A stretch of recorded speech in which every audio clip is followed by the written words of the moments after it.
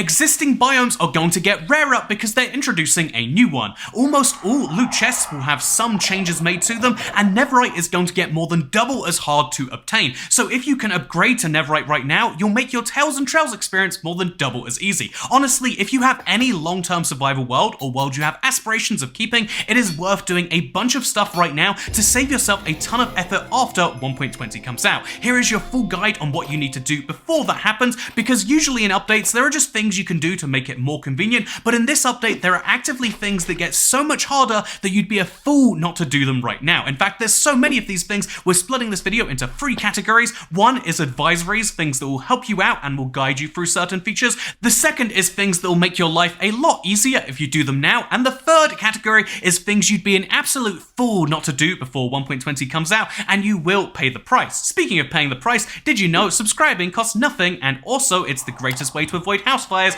Insurance companies hate me when I share this one simple stat, but seriously, I think subscribing is a great idea to stay up to date with this update and any other ones, but let's actually do this on my real long-term survival world. I've had this world for 11 years, and so these tips are about as solid as they can get. Speaking of solid, I think it's worth mentioning that you want bamboo and you want it now. Getting bamboo can be a little bit of a pain. You've got to specifically search jungles and either find the bamboo forest, this is your most likely outcome, or you can find a jungle temple, and that is also a pretty good bet. But if you can't find either of these things, there's one last outpost that you have, and that is to go ahead and craft yourself a fishing rod. This is a deliberate failsafe that Minecraft has. If you cannot find a bamboo forest anywhere in your world, just go fishing in one of these jungle biomes, and you've got about a 1 in 110 chance of getting a bamboo as your fishing loot. And having just a single bamboo is all you actually need to be successful, because when it finally does, all you're going to want to do is bone meal your bamboo, and every time you do, you can convert that right into more of the bamboo.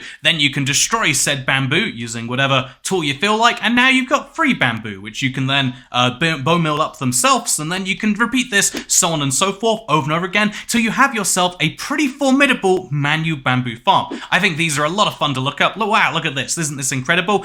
This is a lot of fun to look at, and it's a great way to get lots of bamboo very quickly. However, I'm going to go ahead and say that for 1.20, getting bamboo by the stack is not going to be useful anymore. Right now, bamboo is just useful as furnace fuel or a way to craft sticks, but after the update, every 4 bamboo you'll have will convert directly into 1 bamboo block. So, you know, just gotta take one little stack of this, another stack of that, and then another stack over here, and now you can get a stack of planks, which honestly isn't very many. 4 stacks of bamboo equals 16 logs, and so you're going to want bamboo by the inventory load. I would say it is 100% worth pursuing an automatic bamboo farm. This is the particular way I went with mine. I like it personally, but you're 100% going to want to get yourself aboard the bamboo train, and I don't think you have to go this insane with your bamboo farming. You know, I have a problem with farms in Minecraft, we all know that, but I don't think you have to go that insane with it. But in reality, you're going to want to have chests and chests and chests and chests full, and so the way I've got this set up is I've got a bunch of plants. There is a observer at the top, a piston in the middle, and then every time the plant grows to its 3rd level, it knocks all of them down onto this track, which is then harvested by minecarts with hoppers in. Which, you know, do I want to make this problem go even faster? Well, wow, I could just craft myself a minecart and then use the minecart that I've just crafted to make a minecart with hopper, and then wow, I can send that round to collect all the good things that I want it to. This is something that is very, look at that, just see the way it's just all disappearing from the ground? That is something you can easily do right now, and if you have a chest full of bamboo, you'll be in a great situation, but honestly, you might want even more. Every chest I have that's full of bamboo is a quarter chest that I can convert into crafting tables, and boy, doesn't that sound like a lot of fun. Speaking of fun, a lot of people are going to have fun with signs after this update, because they will be able to be edited. I mean, right now, I made a typo on this one, and there's nothing I can do about it. And, you know, speaking of signs, there's going to be a lot of new signs coming to game altogether. There's bamboo signs, there's the brand new cherry signs, as well as, of course, the hanging signs for all of these. The way you craft a hanging sign is on screen right now, and there's a ingredient in there that, let's be honest, we barely use for anything else. It is the chain. And so chains are something that you should craft right now, just to save yourself one step of pain after the update comes out of like, oh, what is a chain crafted from? I think it's an iron nugget and maybe I think it's like 2 little bits with an iron bar in between them, but I'm not honestly entirely sure, so save yourself some effort right now. Don't even bother learning the crafting recipe because there's too many crafting recipes in Minecraft, and instead go for a little bit of a journey in your nether. Ice path optional, obviously. Come to a bastion with the caveat that you should not be opening any chests before Minecraft 1.20. That'll be clear exactly why later in this video. Find chests, but don't open them now, but instead take advantage of the fact that bastions are filled with chains. While you're getting those chains, you might even get yourself some lovely lanterns, which you can rehang in more convenient places if you want to. But, you know, that's entirely up to you. I'm just here to say that you can find chains fairly readily around this place. Look how many there are just ready to be gathered, and that's before we talk about the rest of the bastion, right? I mean, look how many this single lantern is held up by. Just remove one of those chains, and then the rest, well, there you go. The rest slowly comes down, and now, assuming it doesn't fall in lava, you've got yourself some additional chains. This is a much safer way of getting chains than just crafting them in your overworld. Trust me when I say that's a true fact. But no, more seriously, I do recommend coming to one of these bad boys right here. It's a really great structure that's just filled to the brim with chains and also potential chests. You'll want to find this, but we'll dive into why you should come here and not loot the chest later. For now, let's just get out of here with my sanity intact. In this same way, I'd also argue it's worth getting your hands on some brick items because you'll need these to craft some pots. You could also make arguments for slabs, or you can make arguments for finding ocean ruins but not going to the chest for smithers. But I think ultimately the most important ones are bamboo and chains. Or rather, you know, maybe you could say bamboo and bricks are just as important as chains, but these are the 3 ones that, like, will help you out in 1.20, but you could be totally fine not doing them and enjoying doing them right after the update came out, but you'd probably kick yourself if you did these things wrong. So our second category is going to include the point which is always controversial for an update, but which will really help you out, and that is not to explore your Minecraft world. If you don't know what the world looks like beyond that jungle, if you've never been there before and no one in your world ever has, then you shouldn't explore it right now. The reason being is that if you explore it after Minecraft 1.20, any new chunks that generate will generate with that new terrain, which namely just means you can find cherry forest, and everyone loves cherry planks, so make sure not to explore your world is usually the advice, but because the cherry grove biome is very particular in where it wants to spawn, and because you can find almost everything else now, it's honestly not the worst advice to explore, but then don't go any further if you end up anywhere remotely mountainous or anywhere that looks like it might lead there, because if you find a meadow area, then that is a place that after the update could likely be a cherry grove biome. So exploring isn't the worst idea in this update, but there's one thing you absolutely must not do. Do not do this. If you find a brand new structure, let's say you find a new ocean ruin down here in your ocean, do not open the chests for any structures that you go into. Or rather, here's the long list of structures you shouldn't open the chests in, but, you know, the easier rule is just to say don't open them because, you know, it's most of the structures in the game, because if you open them after Minecraft 1.20, then you'll come across some extra loot, including potentially some armor trims. Those armor trims, you know, you can do some fun things with them later, but getting your hands on as many as you can without exploring thousands of blocks is a good thing. So I find a desert temple, I don't open any of the chests inside of it. If you open them once, the loot remains locked. You can't open chests that you've already opened, the loot stays locked, but if you haven't opened the chests, then things are good. That is what you need to keep in mind.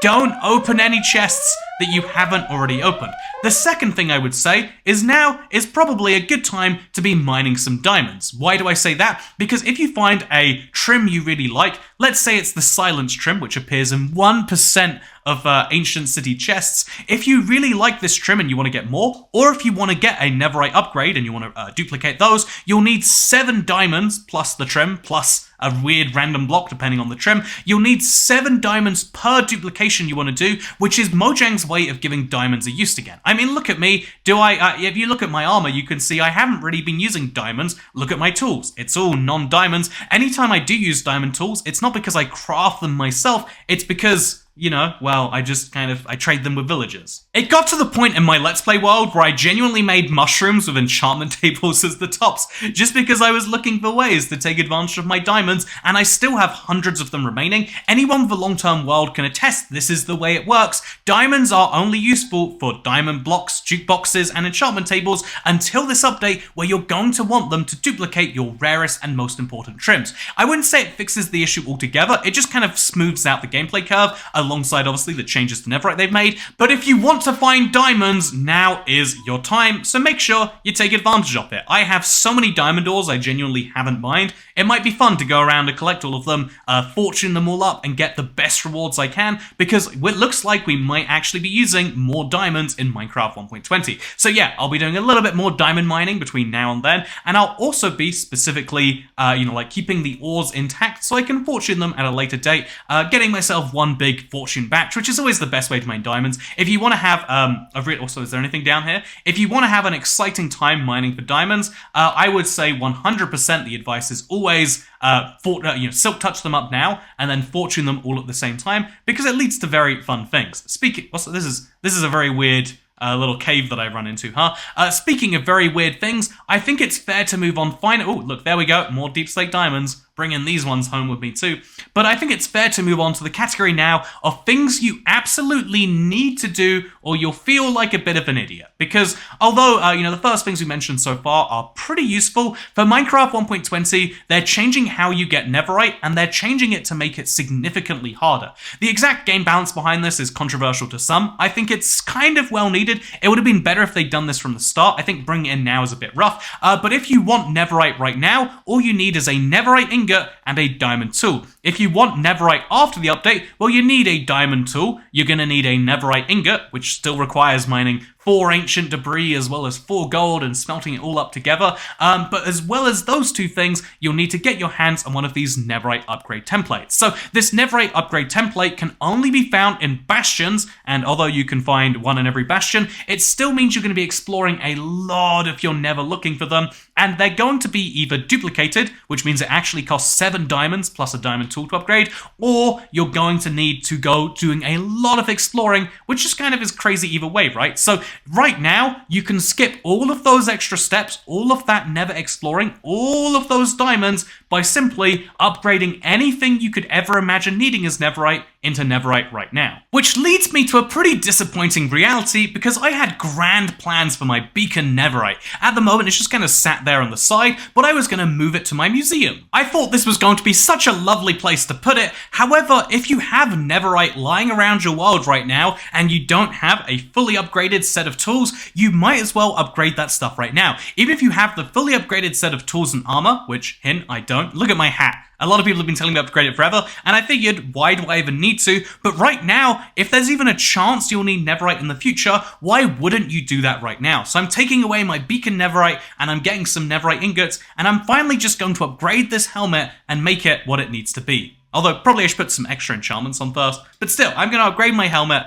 It's going to be a whole tragic thing. Anyway, so before I do that, what I'm going to do is I'm going to take off my helmet. Minecraft, you're so loud. What I'm going to do is I'm going to take off my helmet and put on a new enchantment first. Aqua Affinity will allow me to mine slightly better underwater, which I think is real neat. And so now, look at this. If I just wait 2 months to do this, it will cost me a whole smithing template. If I do it right now instead, it only costs me 9 Netherite ingots. It's totally going to cost all of those, trust me. But yeah, as you can see, wow, I've got myself a Netherite helmet finally. Isn't that nice? Wait, I think I want to put Unbreaking on there too. Should I put Unbreaking on first? You know, who knows for sure? Who can really say? But ooh, I could also put Thorns on there or Projectile Protection. Get some Aqua Affinity at the same time. But actually, where are my Unbreaking books stored? Honestly, it might even be worth upgrading to alternate variants of armor that you have. So if you have a Netherite chestplate, it's got projectile protection. Maybe you get a Netherite chestplate with blast protection. If you want to have multiple pairs of boots for different situations, you could have that too. Do you want to have different pairs of Netherite leggings, one with Swift Sneak, one without? If you want alternate sets of gear, maybe you go through lots of pickaxes, upgrade some of those to Netherite. It is totally worth doing now because it saves you a lot of pain. And so in the kind of reverse situation of that, you have pink dye. Pink dye is going to get so ridiculously easy to get after this update. You'll be able to harvest near infinite amounts of it just by going to one biome, that if you're going to craft pink dye right now, you should really be reconsidering. Right now, you use up an entire red flower, the poppy, and you use up an entire bone meal, which can be useful for other things, just to make yourself some pink dye, which is equivalent to making 16 glass or 2 wool or 16 stained. You don't get very great returns on it, is what I'm saying, but what you can get great returns on is just going to a forest after this update. So yeah, the only last remaining thing that I'll add to this is one I wouldn't do myself, but might be a big deal for you. If you do find yourself in a situation where it's raining like this, it's not raining in my real world, it's very sunny here. But if you find yourself in a situation where you're raining, you might as well capture some charged creepers now, because you might want one of those sweet piglin heads. I don't know where to categorize that, because again, I personally, as a completionist, kind of want it, but it's not a super high priority for me, but it might be a very high priority for you. Those are the 7 major things that you can do to prepare for Minecraft 1.20. I hope you have enjoyed this little peek into my Minecraft world and my preparations that I make for updates. It's kind of like when they changed the golden apple recipe. You'd be silly not to do it before it happened, and the same thing is happening with this update and Netherite, and you know, also this update and every single chest. You'd be silly to open any chest in your world right now if you have long-term aspirations for it, and so that's something you can keep in mind. Speaking of things that you can keep in mind, this video obviously was a very short Let's Play, just designed to keep you informed about what's going on. I am doing more of these tutorial style Let's Plays mixed in, but if you're curious about what's going on with me being back here in the land of America and whatnot, I feel like I roughly explained this in a Let's Play a while ago, but at the time, someone who was maybe relevant to the story was still with me, so I couldn't really explain it as fully as I'd like. I'd like to fully explain what's going on with me being back in Vegas for the last time, probably, at least for a long time, with me, it's basically getting rid of a place that I'm very fond of. I want to explain all of that, but I'll be doing so in the next Let's Play, so make sure you subscribe to stay tuned for that, and also all of the other 1.20 stuff, which will be coming your way in the near future. Anyway, thank you very much for watching, hope you all enjoyed, because I'll see you next time. I should probably have green screen myself here. Wait, pretend. There we go, I'll see you next time. That was seamless, right? Goodbye.